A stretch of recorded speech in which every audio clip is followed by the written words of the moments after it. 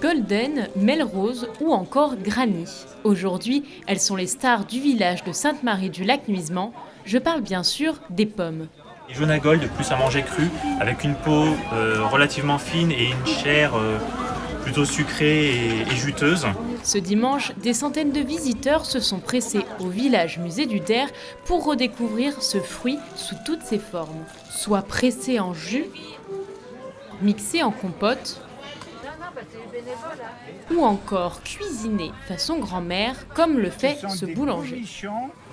Donc c'est une pomme à l'intérieur qui est entourée de pâte, le milieu est évidé et on met du beurre et du sucre à la place des pépins. Comme chaque année, la fête de la pomme a pour but d'animer le secteur, mais surtout d'attirer de nouveaux visiteurs au village musée du Der. Depuis que le village musée est créé, il y a eu ces animations ponctuelles au printemps, à l'été et à l'automne pour justement faire vivre le village.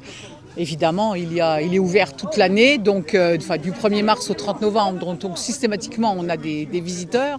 Mais là, c'est vraiment l'occasion de faire venir des gens qui ne seraient peut-être pas venus visiter le musée autrement. Les pommes ont aussi dû cohabiter avec d'autres produits locaux fabriqués par une quinzaine d'artisans de la région. Un vrai petit marché à ciel ouvert qui a attiré de nombreux habitants du territoire. C'est super sympa. C'est festif, c'est bien, c'est génial. Je me disais, tiens, j'ai peut-être trouvé des pommes, j'avais envie de faire une tarte à midi, midi c'est un peu tard, mais je me suis dit, c'est l'occasion ou jamais. Mais cette fête, c'était aussi l'occasion pour le village musée du Der de remettre un chèque de 680 € à l'association de sauvegarde de l'église de Dronay. Quand notre église a pris feu, le choc a été immense pour tous les habitants du village.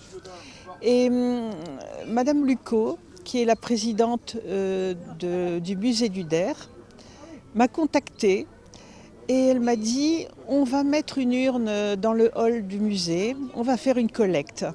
Je ne m'attendais pas à ce que la solidarité se manifeste aussi rapidement.